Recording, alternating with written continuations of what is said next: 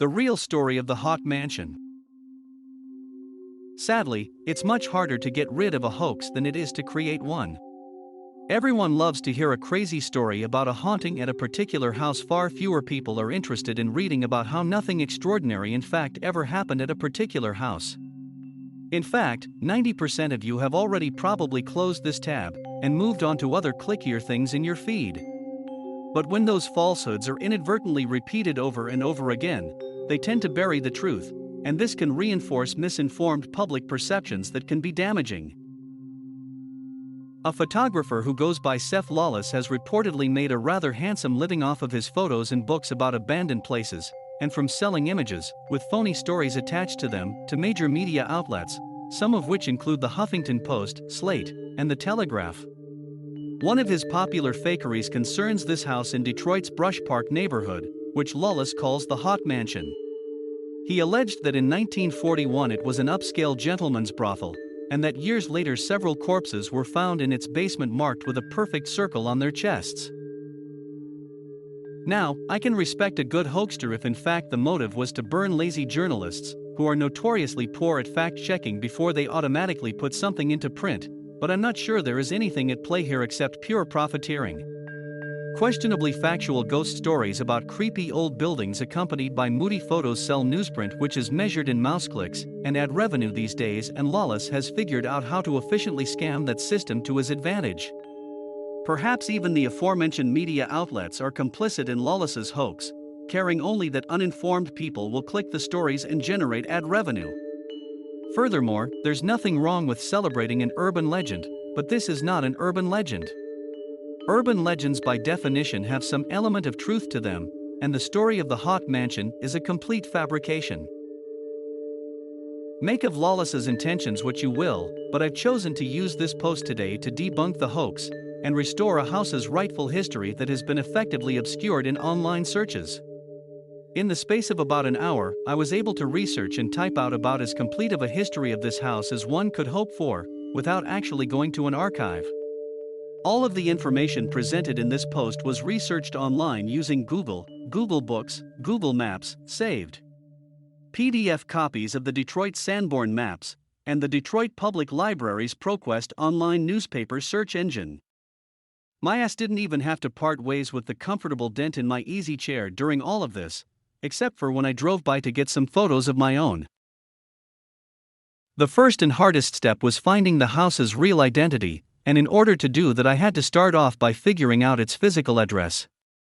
According to the Sanborn maps of the area, this lot's pre-1921 address was 81 Edmund Place, and after 1921 it was renumbered to 229 Edmund Place.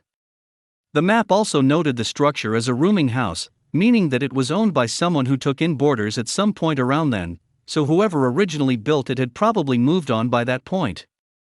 The architecture suggests that it was built in the 1870s or 1880s, but I don't have Sanborns going that far back.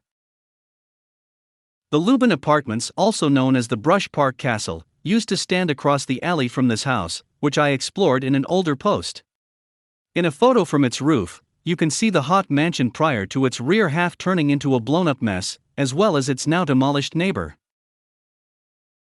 Ironically, last night my girlfriend and I were just discussing the website diedenhouse.com, which lets you pay to search death records to instantly see if someone died in your house. Since it was going to cost $12 for us to look up our house, we decided not to, and came to the agreement that any house built as long ago as the 1870s, in our case, undoubtedly has had at least one person pass away there in its history, if not several. This goes for any old house. Death is a fact of life, and statistically most people die at home of old age. So in that sense Mr. Lawless wasn't too far off from the mark when he made up his story. According to the July 8, 1892 Detroit Free Press, a Mr. Henry Glover owned this house, and had passed away in it the morning prior. Glover was a well-known and highly respected Detroit businessman for fourscore years, the article eulogized. According to Silas Farmer's The History of Detroit and Michigan, Glover was born in New York in 1812, and apprenticed in the tailoring trade before receiving his education and getting into the dry goods business. He came to Detroit as a tailor in 1836, and by 1843 was a partner in the firm Smith, Glover and Dwight, dealing in general merchandise and lumber. Later he got into real estate investment and made himself rather wealthy this way.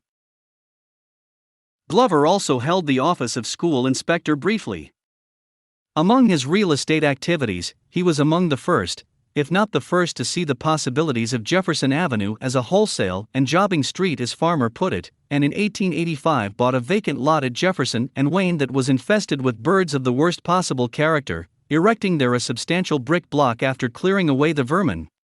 He then built another 4-story building across the street from it, and another large brick dwelling at Fort Street and 6th. Another Free Press article indicates that in November of 1922, a Mrs. Louisa Lemon died here at the corner of Edmund Place and John Street, hit by a taxicab. She was a resident of 227 Edmund Place, which was next door to the Glover house. The C-Point 1885 Detroit Blue Book, a society directory for the city of Detroit, shows one James Henry Glover, a chemist, residing at 81 Edmund Place, the eldest son of Henry Glover. James H.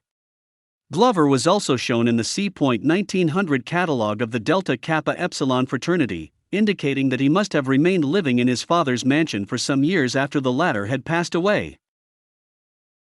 A C-Point 1906 copy of the Harper Hospital Bulletin lists a Miss Maud Arkell living at 81 Edmund Place, with a telephone number of Grand 190.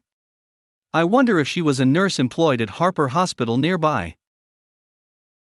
By 1911, a copy of the Cornell Alumni News listed a Fred O. Ebeling living in the house, an employee of the Michigan Central Railroad. A certain publication of the American Medical Association printed in 1916 and 1920 showed a Mr. I.S. Gillert, a fellow of the AMA, at 81 Edmund Place between those years. Probably another member of the medical profession employed at one of the several hospitals in the neighborhood. On January 1, 1921, the city of Detroit renumbered all of its addresses, and the Glover home went from being 81 Edmund Place to 229 Edmund Place.